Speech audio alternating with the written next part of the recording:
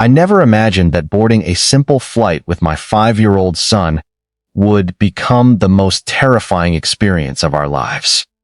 We had been looking forward to this trip for weeks. My son was so excited that he barely slept the night before. He had packed his favorite dinosaur backpack, insisted on wearing his tiny pilot-themed t-shirt, and couldn't stop talking about how he wanted to look out the airplane window. As we walked through the airport, he held my hand tightly, smiling at every airplane we passed. After boarding, we found our assigned seats without any problems. I carefully helped him buckle his seatbelt and handed him a small coloring book to keep him entertained. While passengers continued filing onto the aircraft, everything felt normal. Families were settling in, overhead bins were closing, and flight attendants were preparing for departure. That's when she appeared. A well-dressed woman marched down the aisle carrying an expensive handbag and wearing an expression that suggested the entire plane existed for her convenience. She glanced at our row, stopped abruptly, and frowned. "You're sitting in my seat," she snapped. I calmly checked my boarding passes and politely showed her that both seats had been assigned to us. I even pointed to the seat number above our row. "I'm sorry," I said. "These are our assigned seats." She barely looked at the boarding passes before rolling her eyes. "I don't care what those say," she replied loudly. "My husband and I need these seats. Just move." I explained that I had specifically chosen these seats weeks in advance so my young son could sit by the window. There were still several empty seats elsewhere, and I suggested she ask a flight attendant for assistance if there had been a mistake. That only made her angrier. Her voice echoed through the cabin. "You people always make everything difficult," she shouted, attracting the attention of nearby passengers.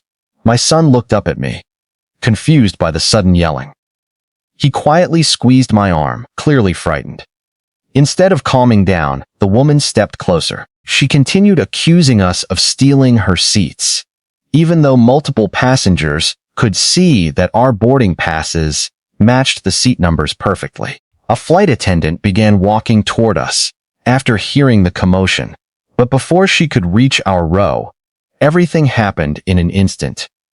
The woman leaned over, grabbed my little boy by the shoulder, and forcefully shoved him out of his airplane seat. He cried out as he stumbled into the aisle, landing hard against my legs. His coloring book scattered across the floor, crayons rolling beneath nearby seats. For a split second, the entire cabin fell completely silent. Then chaos erupted. Several passengers gasped in disbelief. Someone shouted, "Did she just push that child?" Phones immediately appeared as people began recording the incident. Parents nearby rushed to comfort my frightened son, while others demanded that the woman back away. Flight attendants sprinted toward our row, urgently separating everyone as my son clung to me, crying uncontrollably. Within moments, the captain's voice came over the intercom. "Ladies and gentlemen, due to a serious onboard disturbance, this aircraft will not be departing at this time. Please remain seated while airport security is requested." The engines powered down. The aircraft stopped moving before it ever reached the runway. The entitled passenger crossed her arms with a smug smile, convinced she had done nothing wrong. She believed everyone would eventually take her side once the confusion cleared. She had absolutely no idea that dozens of passengers had captured every second of her behavior on camera, or that the next few minutes would completely change the course of her day. My son Ethan had been talking about airplanes for months, not just occasionally, every single day. He found a new reason to bring them up. If an airplane crossed the sky while we were outside, he would stop whatever he was doing, point excitedly toward the clouds, and shout, "Mom, look, I wonder where it's going." At bedtime, he wanted stories about brave pilots flying across oceans. During breakfast, he asked endless questions about airports, runways, and why some planes had 2 engines while others had 4. He loved everything about flying. His bedroom walls were covered with airplane posters. He could recognize different aircraft just by looking at their wings or tails. Sometimes he surprised even adults with the names he remembered. Boeing 737, he'd say proudly. That's an Airbus A320. I had no idea where he learned all of it, but his excitement was contagious. He collected tiny toy airplanes whenever he could. Some were gifts from birthdays. Others came from thrift stores or garage sales. Whenever we visited a store, he'd carefully inspect the toy aisle, hoping to find a new model to add to his growing collection. Every airplane had a name and a story. He lined them up on his bedroom shelf every night before going to sleep. This trip meant everything to him. It wasn't just a vacation. It was the day his biggest dream was finally coming true. For months, we had been counting down the days on a calendar hanging in our kitchen. Each morning, Ethan crossed off another square with a bright red marker. Only 20 days left. Only 10. Then finally, tomorrow. The excitement in his voice made me smile every single time. It would also be his first time flying. I knew he would probably spend the entire flight looking out the window. Weeks before our departure, he asked if airplanes really flew above the clouds. He wanted to know whether birds could fly as high as planes. He wondered if people looked like tiny ants from the sky.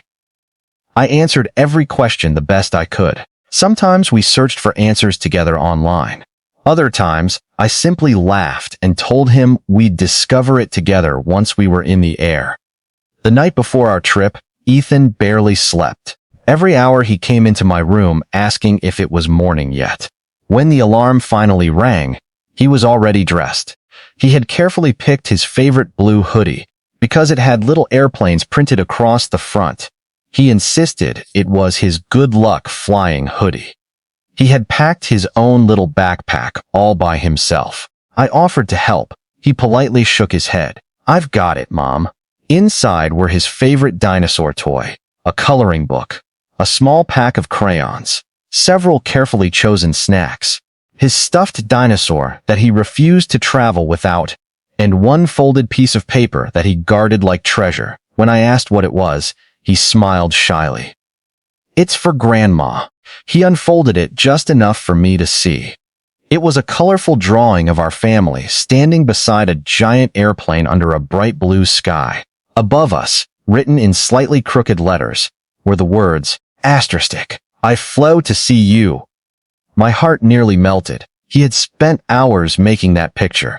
He couldn't wait to hand it to his grandmother the moment we arrived. She hadn't seen him in almost a year, and Ethan had been talking about giving her that drawing ever since he finished it. As we drove to the airport that morning, he pressed his face against the car window, watching every airplane that climbed into the sky. There goes another one. I wonder where they're going. I can't believe today is finally my turn. His excitement made the early morning drive feel magical. At the airport, everything fascinated him.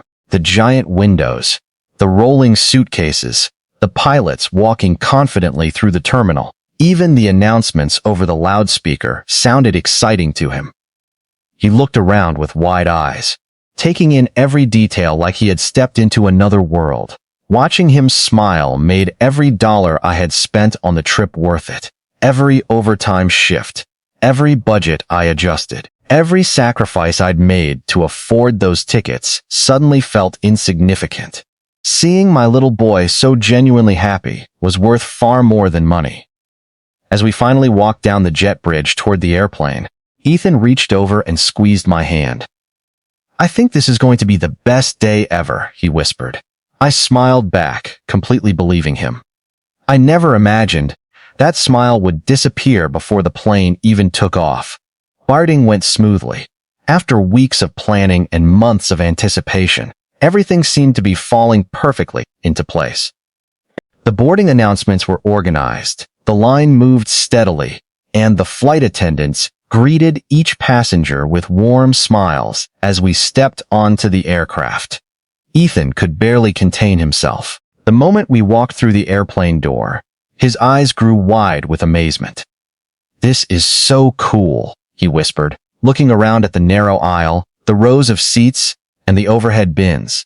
To most passengers, it was just another ordinary flight. To my 5-year-old son, it was the beginning of an adventure he had dreamed about for months. We found our row without any trouble. Our seats were exactly where they were supposed to be. Window seat for Ethan, middle seat for me. I had booked those seats the very day I purchased our tickets, because I knew how much that little window meant to him. Watching the clouds from above had been the part he talked about more than anything else. As soon as we reached our row, Ethan carefully slid into his seat. His little backpack rested on his lap, while he eagerly fastened his seatbelt, with only a little help from me. The second he settled in, he pressed his face against the window. His eyes sparkled with excitement. "Dad!" he exclaimed, almost bouncing in his seat. "Look!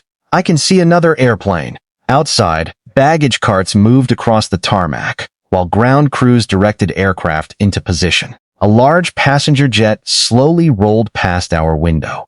Ethan waved enthusiastically, as though the pilots might actually see him. I couldn't help but laugh. His happiness was impossible to ignore. Several nearby passengers smiled after hearing his excitement. An elderly woman sitting across the aisle chuckled softly and said, "Someone's having the best day of his life." "He really is," I replied proudly. "It's his first flight." She smiled warmly at Ethan. "Well, young man, I hope you enjoy every second of it." Ethan grinned from ear to ear before turning back toward the window. He didn't want to miss a single moment. For a few peaceful minutes, everything felt perfect. People continued storing luggage overhead. Flight attendants helped passengers find their seats. The soft hum of conversations filled the cabin. The captain welcomed everyone aboard over the speaker system, explaining that departure would begin shortly. I leaned back, relieved. After the stress of packing, driving to the airport, checking our bags, and making it through security, we had finally made it. All we had to do now was sit back and enjoy the flight. Then she arrived. A woman wearing expensive jewelry, oversized designer sunglasses resting on her head, and carrying several luxury shopping bags stopped beside our row. Her high heels clicked sharply against the airplane floor as she looked down at us. She didn't smile. She didn't greet anyone. Instead, her eyes locked onto Ethan. For several long seconds, she simply stared at him. Then her gaze shifted toward me. Without introducing herself or checking her boarding pass again, she spoke in a firm, demanding voice. "I want that seat." At first, I assumed there had been some mistake. Maybe she had accidentally walked to the wrong row. I offered a polite smile. "I'm sorry, ma'am," I said calmly. "That's my son's assigned seat." I expected her to glance at her ticket, realize the misunderstanding, and move on. Instead, her expression hardened. She slowly crossed her arms. "No." The single word came out cold and confident. She looked directly at Ethan as if he weren't even a child. Then she looked back at me. "Move him." For a moment, I honestly thought I had misheard her. Around us, nearby passengers grew quiet. A businessman across the aisle lowered the newspaper he had been reading. The elderly woman, who had smiled at Ethan only moments earlier, looked up with concern. Even one of the flight attendants glanced in our direction. After hearing the woman's sharp tone, Ethan turned away from the window and looked at me, confused. He didn't understand why this stranger was suddenly standing over him. He simply held onto his little backpack a little tighter, his excitement beginning to fade. The joy that had filled his face only moments earlier was slowly replaced by uncertainty. And just like that, the perfect beginning to our family's first flight was about to become something none of us would ever forget. I calmly showed her our boarding passes. She didn't even look. Instead, she started shouting, "My husband always sits by the window. You people have no respect." The entire cabin became silent. Passengers looked over. A flight attendant approached. "Is there a problem here?" Karen interrupted before I could speak. "This man stole my seat." The flight attendant checked our tickets, then looked directly at Karen. "Ma'am, these seats belong to him and his son." Karen's face turned bright red, But instead of sitting down, she became even angrier. I calmly reached into my pocket and pulled out our boarding passes. I had no interest in arguing. Surely, I thought, this was all just a simple misunderstanding. If she saw the seat numbers printed on the tickets, she'd realize her mistake, apologize, and move on. Holding the passes where she could clearly see them, I spoke as politely as I could. "Ma'am, these are our assigned seats. My son has the window seat, and I have the middle seat." I even pointed to the seat numbers to make it easier. She didn't lean in. She didn't glance at the tickets. She didn't ask a single question. She acted as if they didn't exist. Instead, she folded her arms tighter and let out an exaggerated sigh loud enough for several nearby passengers to hear. Then, without warning, she raised her voice. "My husband always sits by the window." Her words echoed through the cabin. Several conversations stopped immediately. Heads began turning in our direction. She pointed accusingly toward Ethan's seat. "You people have no respect." The phrase hung in the air, making everyone nearby visibly uncomfortable. I blinked in disbelief. What did that even mean? We had boarded with valid tickets. We were sitting exactly where the airline had assigned us. No one had taken anything that belonged to her. Still, she continued speaking louder with every sentence. "My husband gets motion sickness. He needs the window. People like you should learn some manners." Her accusations made no sense, yet she delivered them with complete confidence. Ethan looked up at me with worried eyes. His little smile had disappeared. He quietly tugged on my sleeve. "Dad, did we do something wrong?" That question hit me harder than her shouting. I knelt beside him for a moment and smiled reassuringly. "No, buddy. We're exactly where we're supposed to be. You didn't do anything wrong." He nodded, though I could tell he wasn't convinced. His excitement about flying had already begun to fade beneath the tension filling the cabin. By now, nearly everyone within several rows had stopped what they were doing. Some passengers exchanged puzzled looks. Others watched silently from their seats. A few people discreetly pulled out their phones, sensing that something unusual was unfolding. The raised voices quickly caught the attention of one of the flight attendants.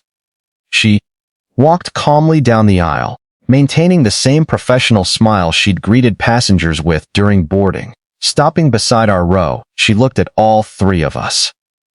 "Is there a problem here?" she asked in a calm, neutral tone. I opened my mouth to explain. Before I could say a single word, the woman cut me off. "This man stole my seat." Her voice was so loud that passengers several rows away turned around. The accusation was completely false, yet she delivered it with absolute certainty. The flight attendant remained composed. She didn't react emotionally. Instead, she simply extended her hand. "May I see your boarding pass, please?" I immediately handed over ours. The woman reluctantly produced hers after digging through one of her designer handbags. The flight attendant carefully examined both tickets. She compared the row numbers, then the seat assignments. She checked them a second time to eliminate any possibility of error. The cabin remained unusually quiet. Even Ethan sat perfectly still, clutching his little backpack. Finally, the flight attendant looked up. Her expression remained professional, but her answer was clear. She turned directly toward the woman. "Ma'am, these seats belong to him and his son." There was no hesitation, no uncertainty. The boarding passes confirmed exactly what I had been saying from the beginning.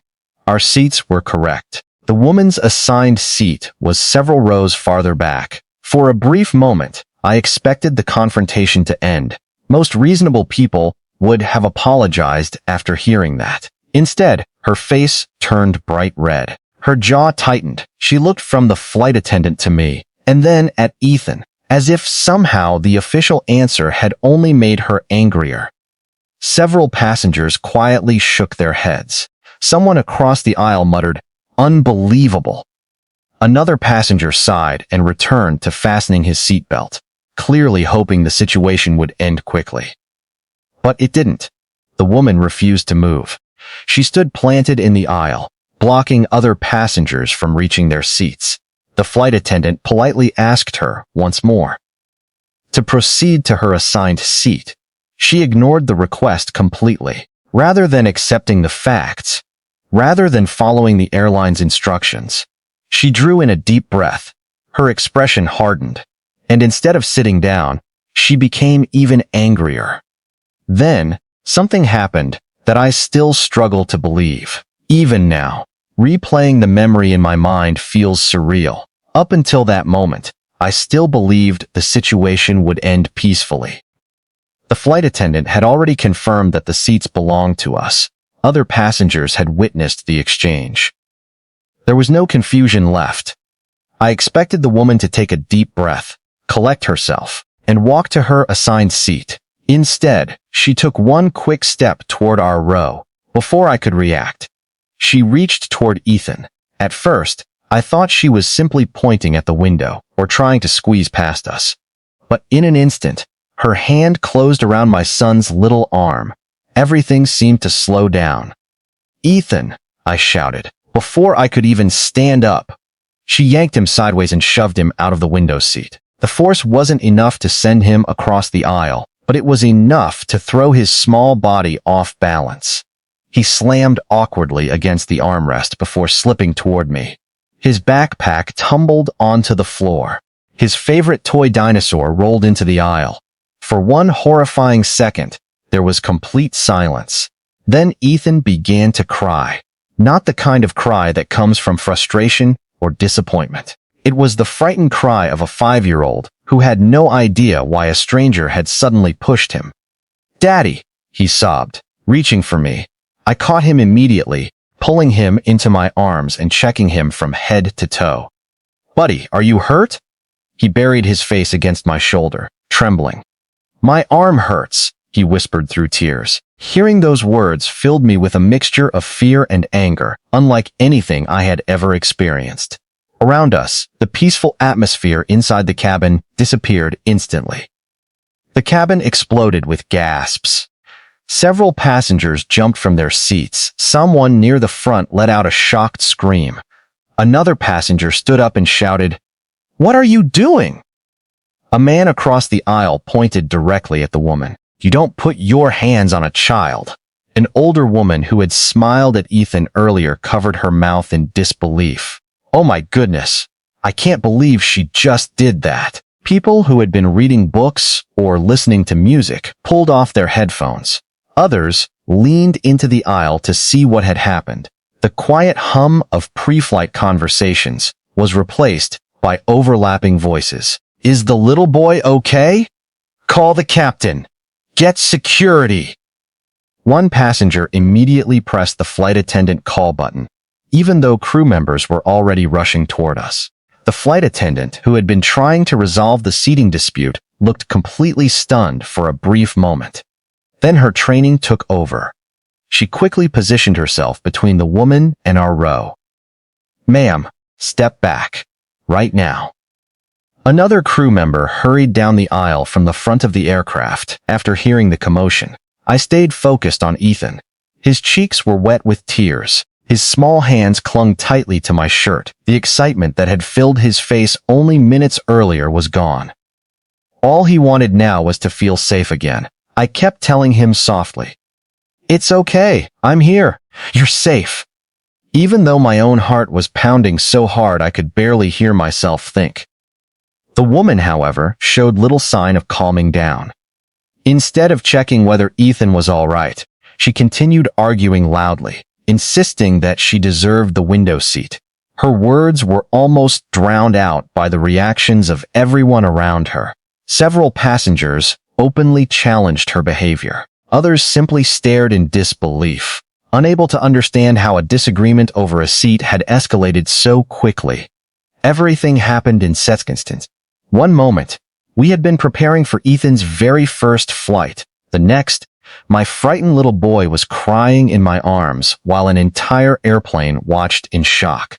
But those few seconds changed everything. What had started as a simple seating dispute was no longer about a window seat. It had become a serious incident that no one on board could ignore. I picked Ethan up immediately. The moment he reached for me, I wrapped both arms around him and pulled him close against my chest. His tiny body was trembling. I could feel every shaky breath as he buried his face in my shoulder, desperately trying to make sense of what had just happened. "It's okay, buddy," I whispered, gently rubbing his back. "I'm right here. You're safe." But my words couldn't erase the fear from his eyes. Tears streamed down his face. His cheeks were bright red, and he struggled to catch his breath between sobs. "I just wanted to look out the window," he cried softly. Those words broke my heart. Only a few minutes earlier, he'd been pointing excitedly at airplanes outside. Now, he wouldn't even look toward the window. His little hands clung tightly to my shirt, as though he was afraid someone might pull him away again. The nearest flight attendant immediately realized this was no longer just a disagreement between passengers. She reached for the emergency communication panel near the galley and pressed the emergency call button, alerting the rest of the cabin crew that immediate assistance was needed. Within seconds, another flight attendant hurried down the aisle from the front of the aircraft. Her calm expression quickly changed when she saw Ethan crying in my arms and passengers standing throughout the cabin. She stepped directly between us and the woman. "Ma'am," she said firmly, "you need to remain exactly where you are." At the same time, another crew member positioned herself near the aisle, making sure the woman couldn't simply walk away or continue approaching us. Karen glanced from one flight attendant to the other. For the first time since boarding, someone had taken control of the situation. Around us, several passengers stood up from their seats despite being asked earlier to remain seated. No one wanted to simply watch anymore. An older gentleman moved closer and asked quietly, "Does the little boy need a doctor?" A young mother sitting a few rows ahead stepped into the aisle. Without saying much, she smiled gently at Ethan. "Can I help?" When I nodded, she carefully placed a comforting arm around his shoulders while I checked to make sure he wasn't seriously injured. Her kindness contrasted sharply with everything that had just happened. "It's okay, sweetheart," she said softly. "You're safe now." Ethan slowly leaned into the reassuring embrace, still crying but beginning to calm down. Nearby passengers watched with expressions of shock and concern. Some shook their heads in disbelief. Others whispered quietly to one another, "I've never seen anything like this. Over a window seat? This is unbelievable." One man who had been seated across the aisle stepped forward and addressed the flight attendants. "I recorded everything." The cabin suddenly became even quieter. Every head turned toward him. He calmly held up his phone. "I started recording when she began yelling. My camera caught what happened to the little boy." Another passenger immediately spoke up. "So did mine. I saw the whole thing." Within moments, several people confirmed they had witnessed the incident from different angles. The crew members acknowledged them with grateful nods. "Thank you," one flight attendant said. "Please remain seated. We may need your statements." The atmosphere inside the aircraft changed completely. Only minutes earlier, Karen had spoken loudly and confidently, convinced that everyone would believe her version of events. Now she realized something she hadn't expected. There were dozens of witnesses. Multiple passengers had seen everything. Some had even captured it on video. Karen suddenly stopped yelling. The angry shouting disappeared almost instantly. Her shoulders stiffened. She looked around the cabin, noticing passengers staring directly at her instead of avoiding eye contact. The confidence she had displayed only moments before began to disappear. She glanced toward the phone still pointed in her direction, then toward the flight attendants, then toward the cockpit door. For the first time, she looked nervous. The realization was finally beginning to sink in. This was no longer an argument over a seat. It had become a serious incident witnessed by an entire airplane, and there was evidence that couldn't simply be argued away. A few moments later, the tension inside the cabin was so heavy that it felt difficult to breathe. Nobody was talking the way they had been just minutes earlier. The excitement of passengers preparing for takeoff had vanished completely. Seatbelts remained fastened. Overhead bins stayed closed.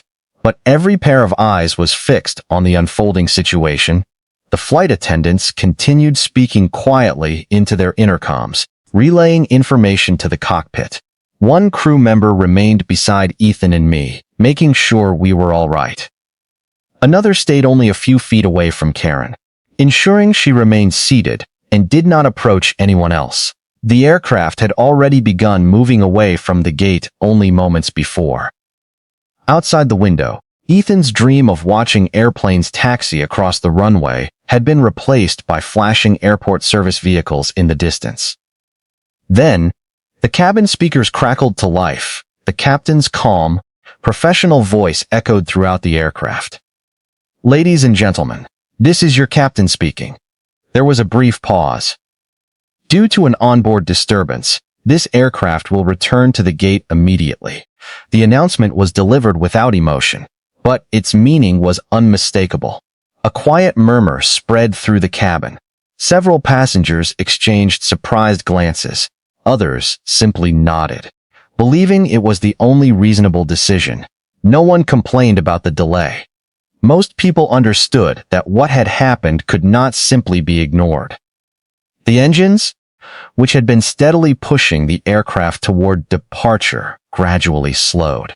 The powerful vibration beneath our feet became softer. The plane stopped moving. Instead of continuing toward the runway, it slowly changed direction and made its way back toward the terminal.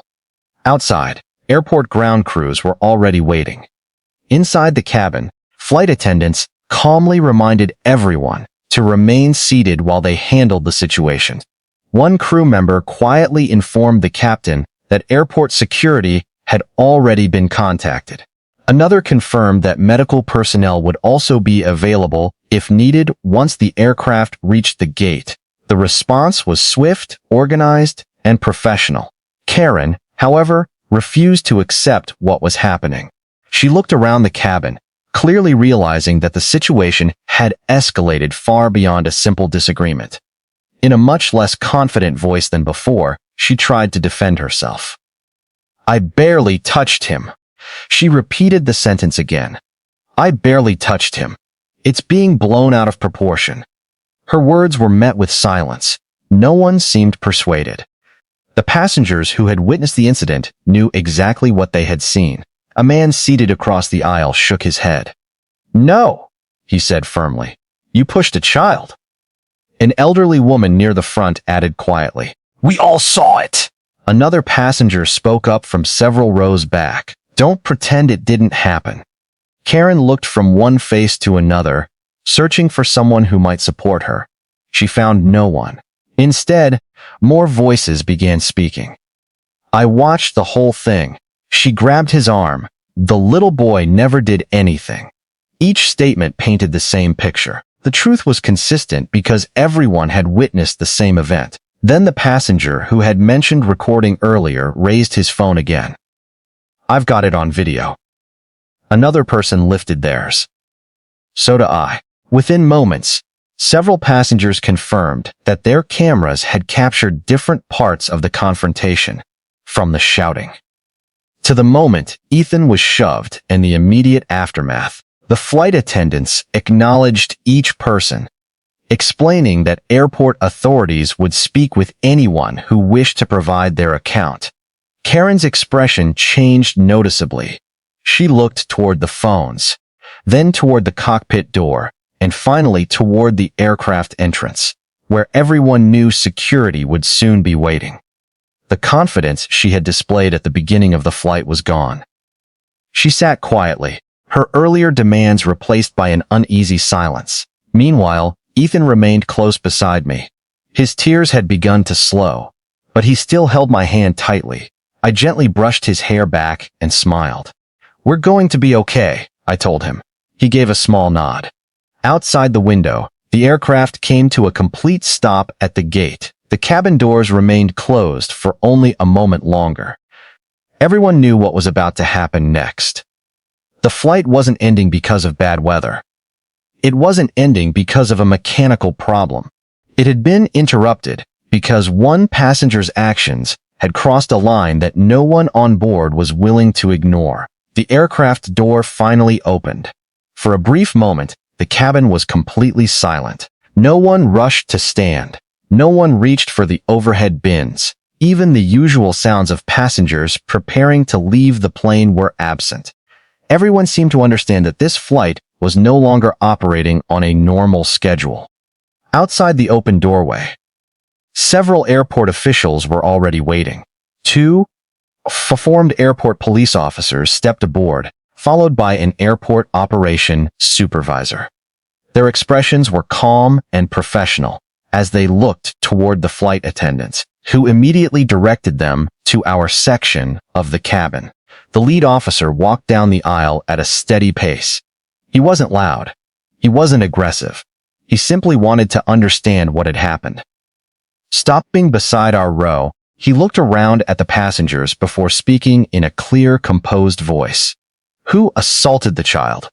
For a split second, there was silence. Then, almost every passenger pointed toward Karen. Some raised a hand. Others nodded in her direction. Several people spoke at once. It was her. She shoved the little boy. I saw the whole thing. The officer slowly turned toward Karen. He didn't raise his voice or make any assumptions. He simply said, "Ma'am, please come with us." Karen's eyes widened. "What?" she snapped. "I didn't do anything." She remained seated, gripping the armrests. "You can't be serious." The second officer stood nearby, patiently waiting. "Ma'am," he repeated, "we need to speak with you regarding the incident."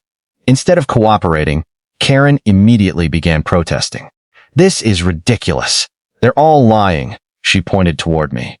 "He's the one causing problems." Then she looked directly at the officers. "That man attacked me first." The accusation caught me completely off guard. Before I could respond, several passengers reacted with visible disbelief. A man across the aisle shook his head.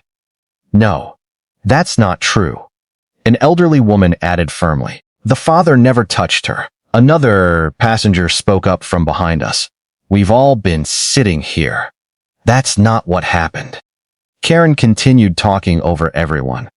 "They're trying to blame me because I asked for my seat. I barely touched the child. He fell on his own." Her story seemed to change with every sentence. The lead officer listened without interrupting. When she finally stopped speaking, he calmly asked, "Is there anyone who recorded the incident?" Several hands immediately went up. "I did. So did I. I have video from the moment she started yelling." One by one, passengers stepped forward and showed the recordings on their phones. The officers carefully reviewed the footage. The cabin became almost completely silent again. Karen stood only a few feet away, watching the officers' faces as each video played. The recordings showed the argument over the assigned seats. They showed the flight attendant confirming that Ethan's seat was correctly assigned. They showed Karen refusing repeated instructions to move. Most importantly, they showed the moment she reached toward Ethan and forced him out of his seat, followed by his frightened cries and the immediate reaction from everyone nearby. The officers watched each recording carefully, comparing the different angles. When they finished, the lead officer handed the final phone back to its owner. He exchanged a brief glance with his partner. Neither officer appeared surprised anymore. The evidence spoke for itself. Karen's confidence disappeared. The loud voice she had used throughout the confrontation was gone. She no longer argued with the passengers. She no longer accused anyone of stealing her seat. She stared quietly at the floor for a moment before looking back at the officers. The certainty she had shown earlier had been replaced by uncertainty. The lead officer spoke calmly but firmly. "Ma'am, based on the witness statements and the videos we've reviewed, we need you to come with us." This time, Karen didn't have much left to say. Around the cabin, passengers watched in silence. Some comforted Ethan with encouraging smiles. Others thanked the crew for handling the situation professionally. As the officers escorted Karen toward the front of the aircraft, the atmosphere slowly began to relax. The fear and confusion that had filled the cabin moments earlier started to give way to relief. For the first time since the confrontation began, it felt like the situation was finally under control.